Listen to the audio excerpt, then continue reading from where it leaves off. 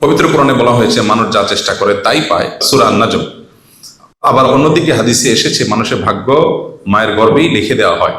যদি সবকিছু আগে থেকেই তাকদীরে সুনির্দিষ্ট করা থাকে, তবে মানুষের চেষ্টা বা স্বাধীন ইচ্ছা এর প্রকৃত ভূমিকা কি? আমাদের চেষ্টা কি তাকদীরের কোনো পরিবর্তন করতে পারে, নাকি আমাদের চেষ্টা পূর্ব নির্ধারিত তাকদীরের অংশ? প্রিয় ভাইরা আমার, তাকদীর এমন একটা বিষয়, এটাকে শতভাগ পরিপূর্ণ বুঝে আসা বা বুঝে ফেলা এটা সম্ভব না। আল্লাহ রাব্বুল আলামিনের কিছু রহস্য আছে, কিছু সিক্রেট আছে, এগুলো কিয়ামত পর্যন্ত মানুষ পরিপূর্ণভাবে রপ্ত করে ফেলতে পারবে না। এটি আল্লাহর অসীমত্বের দলিল যে সীমিত তাকে ধরে ফেলা, তার সিক্রেটস আবিষ্কার করে ফেলা এটা খুবই, কিন্তু যিনি অসীম তার সব কিছুকে মানুষ আবিষ্কার করতে পারবে না, সবকিছুর সির বা রহস্যকে মানুষ ভেদ করতে পারবে না। তাকদীর তার একটা।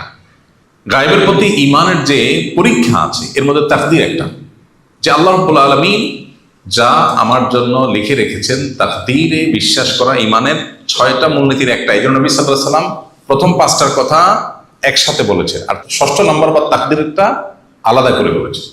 ওয়া আন তুমিনা বিল কদরি খাইরিহি ওয়া শাররিহি আলাদা করে বলেছেন, বাকি 5টা কথা একসাথে বলেছেন। আল্লাহর প্রতি, আখিরাতের প্রতি, ফেরেশতাদের প্রতি, আসমানি কিতাবগুলোর প্রতি, সবগুলো একসাথে বলেছেন, এবং শেষে আলাদা করে বলেছেন ওয়া আন তুমিনা বিল কদরি খাইরিহি ওয়া শাররিহি, বিশেষভাবে তাকদীরের প্রতি ঈমান। তো এটা হলো প্রথম কথা। এরপরে আসল মূল ইস্যুতে, সেটা হলো যে একদিকে আল্লাহ বলছেন লাইসাল ইনসানু ইল্লা মা সাআ, মানুষ যা চেষ্টা করবে তা পাবে। আবার অপরদিকে বলা হচ্ছে আল্লাহ যা তাকদীরে লিখে রেখেছেন সেটাই হবে। তো আসলে কোনো কন্ট্রাডিকশন আছে কিনা? উত্তর হলো মানুষ যা চেষ্টা করবে সেই চেষ্টার অনুপাতে সে পাবে। প্রশ্নের শেষ অংশে একটা দারুণ কথা লিখছেন প্রশ্নকর্তা, যে আমাদের চেষ্টাও কি তাকদীরের অংশ কিনা? উত্তর হলো হ্যাঁ। এটাই হলো মূল কথা, যে আমার চেষ্টার পরে যদি কোনো কিছু অর্জিত হয় তাহলে বুঝতে হবে এটা আমার তাকদীরে ছিল, আর যদি আমার চেষ্টার পরে কোনো কিছু অর্জিত না হয় তাহলে বুঝতে হবে সেটা আমার তাকদীরে ছিল না। তাহলে আমার চেষ্টা করার দরকার আছে কিনা, নাকি আমি তাকদীরের উপরে নির্ভর করে বসে থাকবো? উত্তর হল না। আল্লাহর নির্দেশ হলো তাকদীর বিশ্বাস করো আর প্রাপ্তির জন্য চেষ্টা করো, দুটোই আল্লাহ নির্দেশ। বিষয়টাকে ছোট একটা এক্সাম্পল দিয়ে আমরা বোঝার চেষ্টা করতে পারি। ধরুন আপনি কোন একজন পদস্থ কর্মকর্তার কাছে গেলেন, একজন চেয়ারম্যান, একজন এমপি, একজন মন্ত্রী, কারোর কাছে একটা কাজ আছে, তার স্বাক্ষর হলে কাজটা হয়ে যাবে। আপনি তার কাছে যখন যান, আপনার বিশ্বাস থাকে হবে সেটাই যেটা উনি সিদ্ধান্ত নেবেন, জিনিসটা তার হাতে। মন্ত্রী যদি চান তাহলে সিগনেচার দিবেন, এমপি সাহেব চাইলে, চেয়ারম্যান সাহেব চাইলে তিনি এটা সিগনেচার দিবেন, আর না চাইলে দিবেন না। বিষয়টা তার চাওয়ার উপর নির্ভর করে। বাস্তবতা কি সেটা না? সিদ্ধান্ত যেহেতু ওনার, অতএব উনি কি সিদ্ধান্ত নেবেন সেটার উপর নির্ভর করে। আমি বিশ্বাস করি যে সিদ্ধান্ত যেহেতু তার হাতে, অতএব তিনি যেটা চাইবেন সেটাই নেবেন। এখন আমি তো আমার চেষ্টা করব নাকি? আমার চেষ্টার পরে যদি দেখি যে হয় নাই, তাহলে বুঝবো যে তিনি আসলে কনভিন্সড হন নাই বা তার সিদ্ধান্ত হয় না। আর যদি আমার চেষ্টার পরে হয়ে গেছে মনে হয়, তাহলে বুঝতে হবে যে তার সিদ্ধান্ত ছিল বা হয়েছে। তাহলে একটা হলো বিশ্বাস আর একটা হলো কর্ম। আমার বিশ্বাস হলো যে উনি যা চাইবেন তাই হবে, কিন্তু তাই বলে আমার কর্ম থেমে থাকবে না। আমি চেষ্টা করে যদি হয় তাহলে বুঝবো তিনি চেয়েছেন, আর যদি না হয় তাহলে বুঝবো তিনি চান নাই। তাকদীর বিষয়টা কাছাকাছি অনেকটা। আমি বিশ্বাস করব তাই হবে যা আল্লাহ লিখে রেখেছেন। এখন তাই বলে আমি বসে থাকবো না। আমি তো জানি না আল্লাহ কি রেখেছেন। আমি জানলে না হয় সেটার উপর ভরসা করতাম। যেহেতু আমি জানি না আল্লাহ কি লিখে রেখেছেন, সো আমাকে চেষ্টা করতে হবে।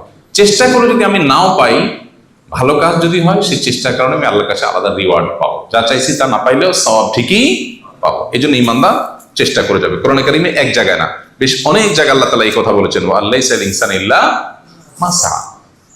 এই জন্য বান্দা তার সাধ্য অনুযায়ী চেষ্টা করবে, আর তাকদীরটা বিশ্বাসে রাখবে, আর কর্মের সময় সে পরিশ্রম ঠিকই তাকে করতে হবে। জীবনে অনেক নামাজ কাজা করেছি, নামাজের জন্য এখন কি করব যাতে সব কাজাগুলো আদায় হয়ে যায়? যত নামাজ কাজা হয়েছে এই নামাজগুলো আদায় করতে হবে কিনা? একদল উলামা ইকরাম বলেন যে না, আদায় করতে হবে না।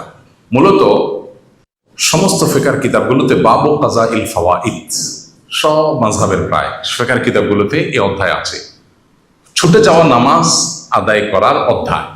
তাহলে বোঝা গেল ছুটে যাওয়া নামাজ আদায় করতে হবে। যে নামাজগুলো ছুটে গেছে এই নামাজগুলো কি পরিমাণ ছুটেছে, কতগুলো ছুটেছে কাউন্ট করে আদায় করবেন।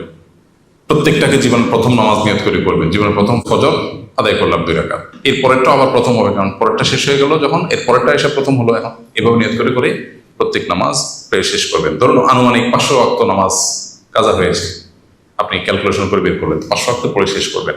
চেষ্টা করতে করতে যদি মৃত্যু হয়ে যান, তাও তো আপনি চেষ্টা করতে করতে মৃত্যু হলো, আশা করে যে আল্লাহ তাআলা মাফ করবেন। আমাদের শিক্ষা প্রতিষ্ঠান বা গ্রুপে শিক্ষকরা বিভিন্ন সময় আমলের প্রতিযোগিতার আয়োজন করে থাকেন। আমরা যদি সেই প্রতিযোগিতাগুলোতে অংশগ্রহণের উদ্দেশ্যে আমল করি, তবে তা কি রিয়া বা লোক দেখানো বা ছোট শিরকের অন্তর্ভুক্ত হবে কিনা? একজন শিক্ষার্থীর নিয়ত আমলের সঠিক অবস্থান এখানে কেমন হওয়া উচিত? আল্লাহ রাব্বুল আলামিন আমাদেরকে বলেছেন ফাস্তাবিকুল খায়রাত। ফাস্তাবিকুল খায়রাত, খায়রাত মানে কি?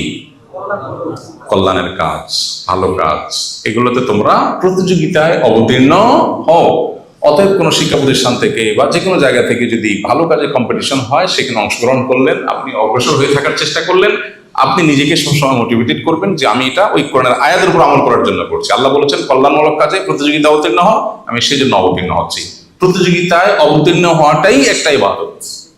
প্রতিযোগিতা আমি কিছু পারি আর না পারি, আল্লাহর নির্দেশ মানতে গিয়ে আমি প্রতিযোগিতায় লিপ্ত হলাম, রত হলাম, ইটসেলফ এটা একটা কি নেক আমল, এটা একটা ইবাদত। অতএব সেই জন্য আপনি করবেন, এটা ইনশাআল্লাহ রিয়া হবে না।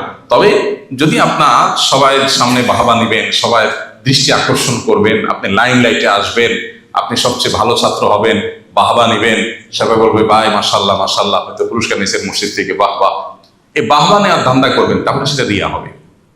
এই জন্য নিয়তটাকে খালেজ করতে হবে এবং ইসলাহ করতে হবে, সংশোধন করতে হবে, যে আমার নিয়তের মধ্যে ভেজাল যেন না আসে। বাস, এরপরেও যদি ভেজাল আসার আশঙ্কা তৈরি হয়, তারপর কাজ থামাবেন না, কাজ চালায় যাবেন এবং নিয়তকে সংশোধন করার জন্য সংগ্রাম চালাবেন নিজের সাথে।